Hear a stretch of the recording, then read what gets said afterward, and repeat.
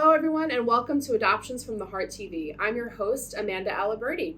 Today, we would like to welcome Morgan, who is a birth parent through Adoptions from the Heart, and she is sitting alongside her caseworker, Christian. So welcome, guys. Good to be here. So, Morgan, why don't you first start by talking to us about when you found out you were pregnant and what made you reach out to Adoptions from the Heart?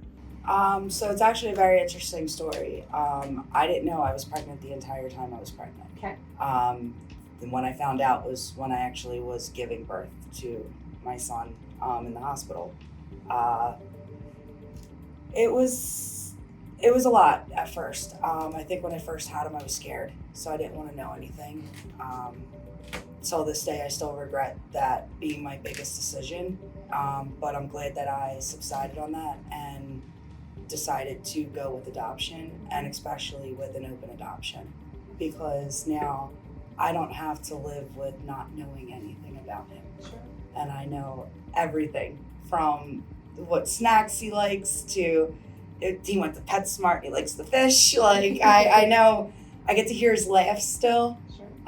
I get to watch, which is exciting for me, I get to watch the growth of this family, and just, it's like an outsider point of view. Yeah. It's like a reality TV show almost, like, and I'm a part of it. Yeah.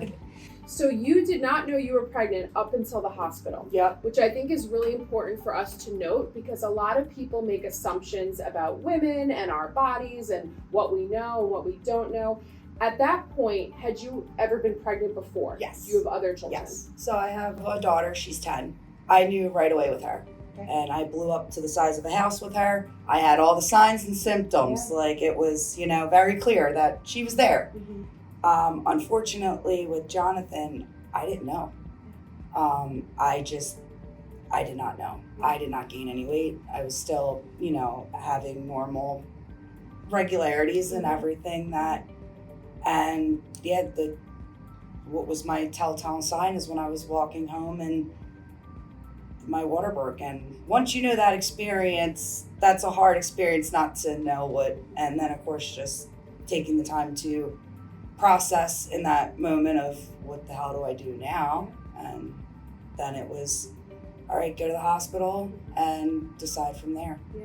And again, very common. I think people, again, like to make assumptions and stereotypes about folks, but there's many reasons why women don't know they're pregnant up until the hospital. And what you described is very common of what we hear. Yeah. And there's no judgment, right, in all of this. So now take us to, you're at the hospital, you find out you're pregnant, which I'm sure was overwhelming in itself, and you're in active labor. Yeah. What went through your mind of options and what should I do, and what led you to actually make that call and have Christian come out to the hospital? To be completely honest, I know myself better, and I am not going to leave a child just with nothing. Just up and leave and be like, okay, the hospital's got it. No. When I first gave birth, I did tell them I didn't want to know anything. I didn't want to know it was a boy. I didn't want to know. I just wanted adoption right away. That's what I knew right there and then. And then later on in the room, I kind of took some time. I kind of reached out to a friend of mine, and her and her mom actually came up to the hospital the next day, and they were like, well, what did you do? And I said, I called an adoption agency. The hospital actually recommended me to Adoptions from the Heart, which was a blessing. And thanks to Christian was also a blessing, because he was very, very supportive through my entire journey, and still is. And that is one of the most important things, is having people there in your corner that, one, I'm new to this. You guys are professionals and not new to this. And it was just nice having that comfort of knowing this is okay. And what you're doing is okay. And there are people who support you and will love you through this journey, no matter what you choose. I remember that night, I think it was a Saturday night, because I was texting with you. Yes. And I remember Morgan kind of giving the energy of like, no, I don't want to be involved. And I just kind of was patient with that, right? And we kind of let her go through the motions of, this is what she was feeling in that moment, because she's very overwhelmed. She just found out she was pregnant. in active labor, delivered a child, and now has to figure out what to do.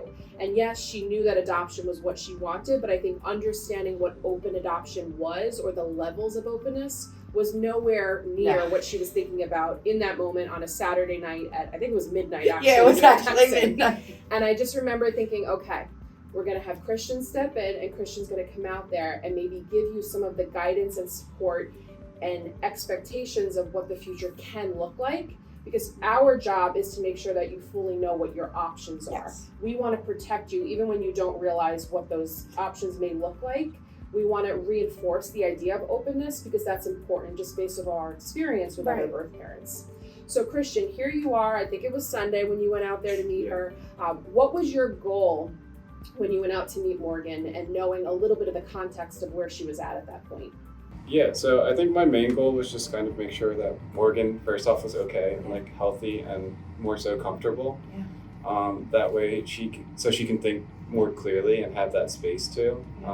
And also just like bounce ideas off of what will this look like in the future? If you continue with an adoption plan, can you parent, or what do you need to do so you'll feel more comfortable parenting, if that's an option that you want? But not saying that either option is better than the other. Only Morgan would know what's best for her and her family as well. And also seeing what kind of support Morgan has around her. So as she mentioned, her friend and her mom was there. From hearing from Morgan, working with her now, I've heard how much of like a great support system she has to help like bounce ideas off of as well and make these decisions. Unfortunately, when these things happen, it's very quick that we need to make decisions. So providing her, like, coming to the hospital with like information on what open adoption is, how that looks for others, and what can be created with an open adoption plan, and listening to Morgan in the hospital, hearing how like family and friend oriented she is. She has a community. Like, I thought like open adoption would be more so where she would want to end up at the end of all this. So going into like what visits look like, photos and letters can look like, how you can continue to be a part of this. She's been a great mother to the child that she's parenting right now, and I think this plan is just like the ultimate form of being a mother for Morgan, and I think that's what we want to like get her into, like make that decision for her. Sure. Help her make that decision. And for you, Morgan, who again, you have never been in these shoes before, you have Christian come out, you're meeting for your initial meeting. Like, how did you feel in that moment of having the support of the agency and Christian as your social worker?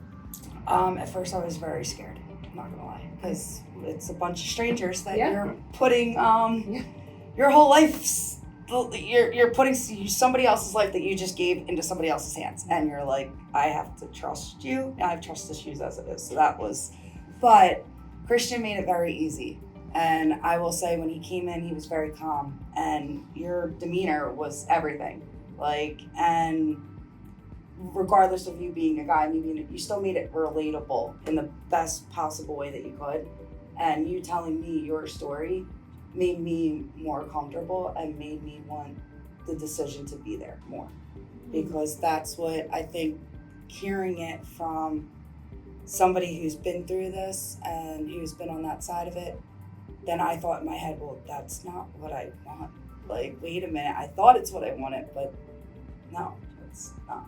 Like, and I am happy that you really did talk me out of like the closed adoption completely, because then I would be sitting wondering, like, so what's he doing? What's he look like? Like, who are his parents? And I got very blessed, because the family that I chose I cannot be more grateful for them. Like, I can't, like, they are so amazing, and they love that little, like, they just, that's their world, and that's what I wanted for my son, and that was taking a big part of it. And when I asked you for you actually asked, what am I looking for when it comes to adoptive parents? And I told you my guidelines, and you found the perfect fan. Like, they were it from the minute I saw their profile. Yeah. Like, so I did make a joke though, because they were Boston Mets friends, the fans, and I'm a Phillies fan. I wanted to see other options just for, but, clarity. But no, they were my solid pick from the beginning.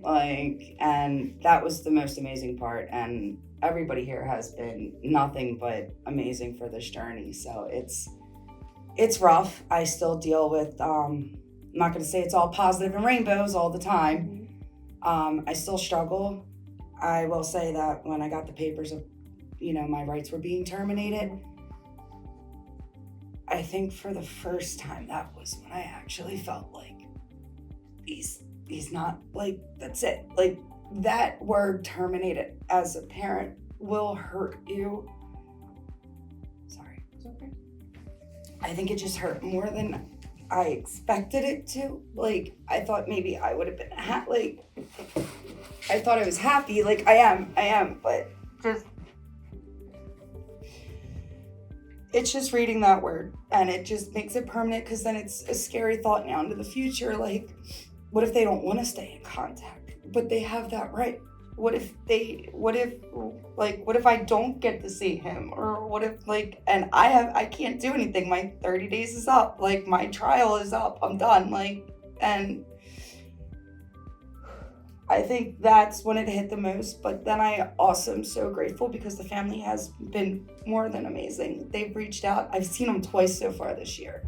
And they share every moment, every moment. I have pictures from, he has red hair. So he seems to be in the orange food. He likes pumpkin crackers, doesn't like avocados, so it's just little things like that I enjoy so much. He went to a wedding recently and he just did so great, and just, and he has the biggest smile, the biggest smile ever. And I just love seeing him with his parents. His mom is phenomenal. His dad just adores him. The whole family is just, it's amazing. And you guys came to the Adoptions from the Heart picnic a few months Yes. after, right?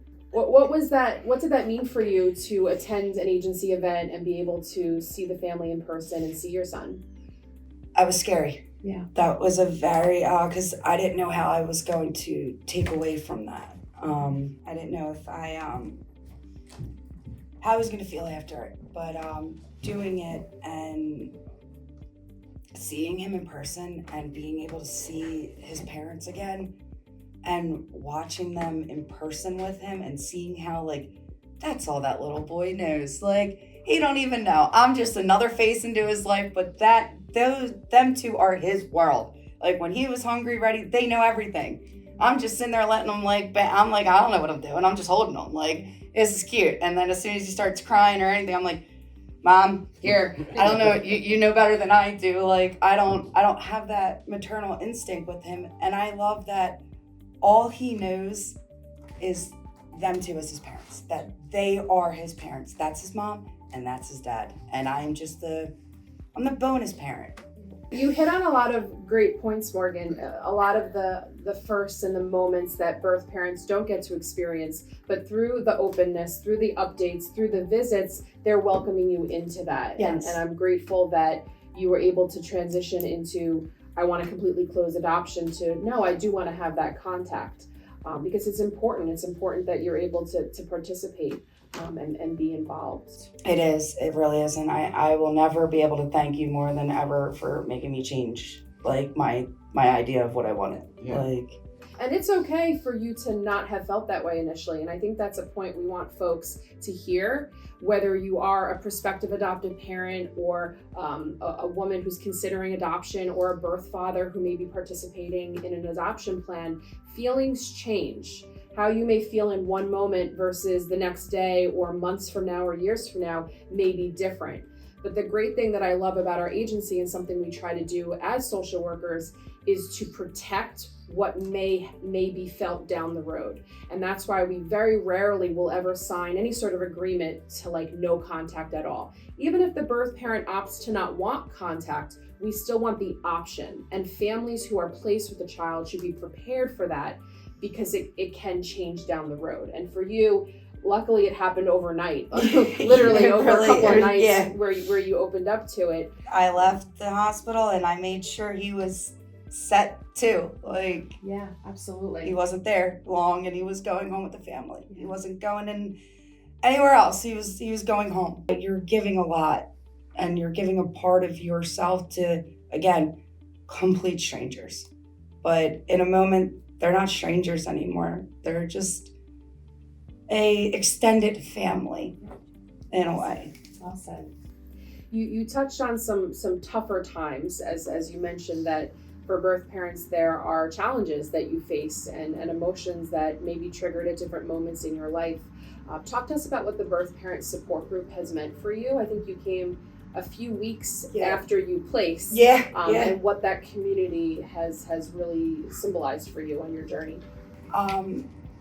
Actually, it's been a great eye-opener. I learned some certain terms that when I was saying I gave my son, that was hurting me.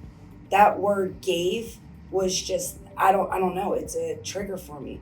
And then I learned placed. I placed. And now it sounds better. And I actually could say that more with a smile on my face. Like, I placed my son. Like, I did that more than I gave.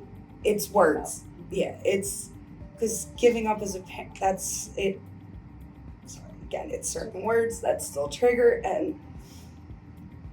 but that's the learning curve, that it's okay. And that's the biggest thing that I've learned from the support groups, that I'm okay to feel the negative feelings, and I'm okay to feel the positive ones, and I'm okay to feel that because I owe it to myself.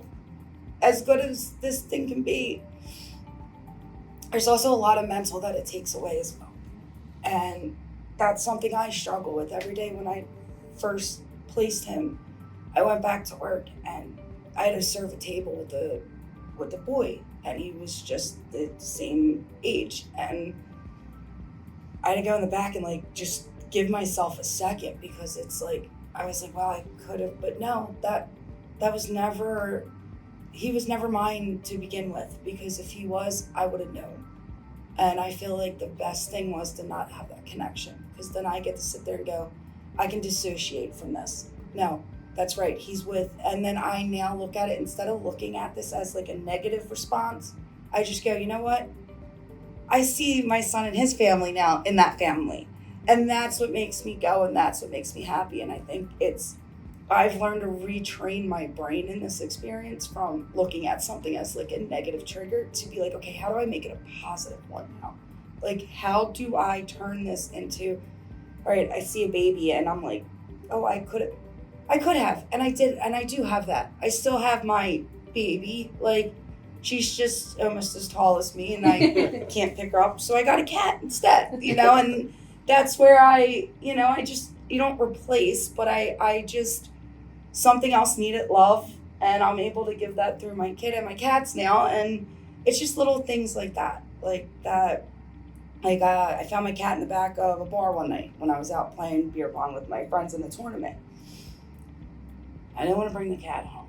I didn't want to do it, but she made it, and I was like, and now that's my comfort. Like, I get my second chance in a weird way. Like, I feel like the universe took something and it brought it back to me. Like, in a four-legged fairy way, but I always say that one of my favorite forms we ever give out here at Adoptions from the Heart is called Positive Adoption Language. It's a flyer that we give out to adopting families. And I really appreciate you saying how much of a trigger word that is when people say she gave up her child. Just to see your emotions, even when you hear that term versus I placed my child. I really hope people hear that and that filters in, and you spread that out to your community and your space of your support people, because it can be so triggering for birth parents. And easily making that switch of the language we use when we're talking about adoption can really affect the flow of the rest of your adoption triad. So please remember that. Please be conscious and respectful that the negativity makes it harder on birth parents who are trying to fight that stigma and trying to embrace the positive as opposed to the negative of what it entails to place a child for adoption.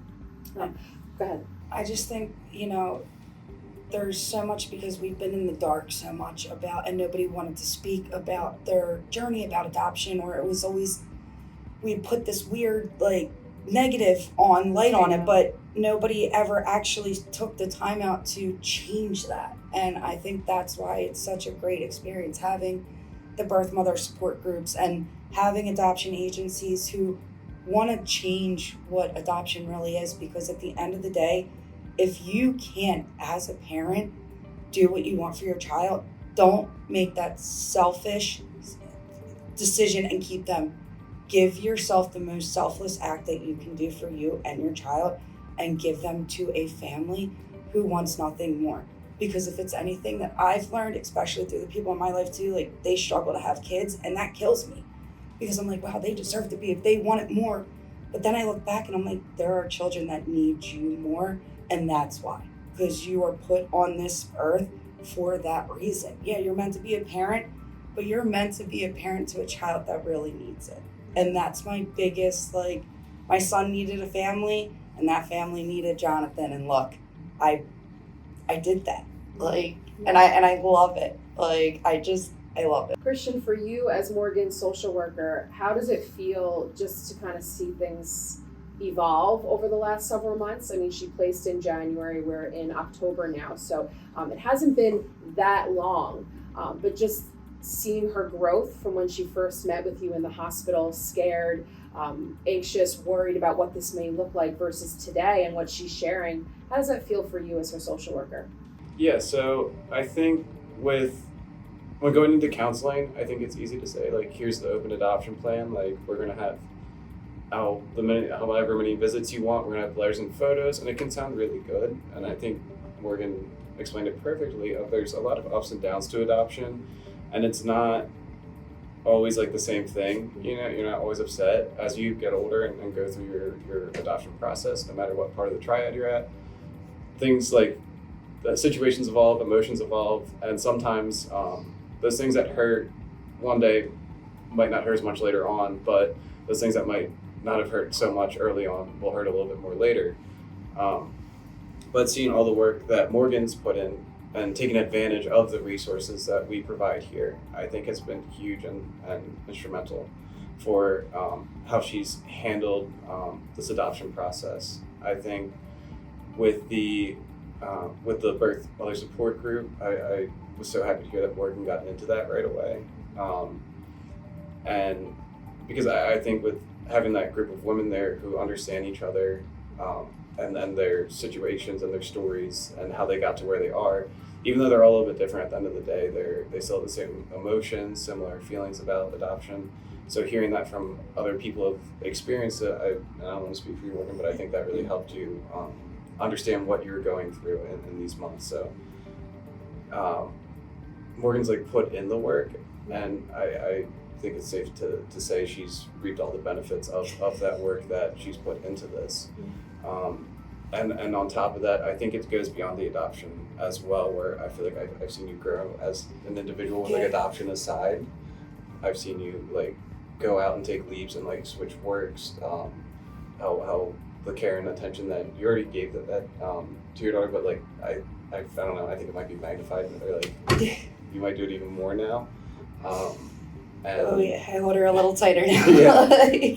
But that's all growth because you put in the work to get yourself to do that. And I feel bad for birth parents that don't get the extra help afterwards, because being adopted, knowing my birth mother, I know she struggled for a long time because she didn't put in like extra work, extra care, and it's hard work. It's not easy. It's like going to the gym where the first 2 weeks you're going to be really sore after you start working out again, but then after that it gets easier, and you grow a lot more through that. This makes me so happy. I can't even tell you, because you know, people talk about what agency to choose when you're looking to build your family or looking to potentially place it. And one of the reasons I'm so proud to work here at Adoptions from the Heart is the values we hold specifically for birth parents and the services we provide. And your story, Morgan, it almost like lays out ideally what I personally would want to see for a birth parent choosing adoption. You are somebody who was very scared, very alone, very unsure of what the future would look like. Finding out you are pregnant as a woman when you are not planning to get pregnant is one of the scariest things ever. And then, you know, it's great that you had the support of an adoption agency that came in. right away, by the way. I called, you guys answered right away. There was no hesitation. There was no, all right, we'll get back to you in like 24. No, the whole night were texting me, and that's hard too. You don't understand what your caseworkers and like Amanda here, you guys don't get that. They're also taking time out of their time and their day to work with you. Like, I'm texting you on a random Tuesday at 4:00. He could be out to dinner with his family. Like, it's a nonstop work. And that's what I think I appreciate more about Christian and you, is that your lines are always open and that you get back right away. And I don't think people take into consideration what our caseworkers do for us as well, is that they are a open line of 24-hour support. And that also gets draining. Like, and I know that, but it's also, it's a great experience when you all just come together for one goal in mind, and that's just to keep these children safe and these families to be able to keep growing and keep this as an amazing thing that it should be, not that stigma that we put on adoption, we're out of that now. Like, it is time that we start speaking a little bit more. And yeah, it's hard, it's not as easy. I got very lucky right now that I found a very good agency and I found a very good family. But that doesn't say there's not gonna have ups and downs later on. We're not gonna have to, that I don't know what the future holds. I just know right now I'm taking these steps and just moving with it, and I'm going on my time and the family's time. And that's it. And that's all that I love. And you put in the work, as Christian mentioned. Like, you took the opportunity to come to some of the supportive services, go through the motions and the emotions of what happens when you place. Fast forward now, it's been 10 months. You are a completely different person today than you were when you were in that hospital room. And that takes time, that takes effort, and growth, as Christian mentioned, to be able to be more confident in the decision that you made. And it's only been 10 months. And there's going to continue to be ups and downs and moments that may be more challenging than others, but you have your team of support and people that you can reach out to. And that's the thing, is that we have to take more advantage of these resources. They are there. They're not going to come to you. I hate to tell everybody this, but it's the truth. They're not going to come knocking at your door and rip you out, make you go, as much as you have to want that for yourself. And that's the biggest thing. If anybody can take away from anything, is want that for you. Like, want that so much for you that you kick your own self out and you get your own self out there. And that's it. You can want it so bad, but you're the only one that's going to get yourself there. And you have to do that. And you have to want that so bad in order for that to happen. Absolutely. Well, we really appreciate you sharing your story, Morgan. It's almost like you've come full circle, and we know that your story will help others who may be struggling, considering adoption, trying to understand the realities of what life will look like down the road. So thank you. Thank you for having me. Thank you for allowing me to share my story. It does feel good to take a weight off my chest. Absolutely. Well, thank you guys so much for tuning in. We appreciate your support, and we value our clients like Morgan. Thanks.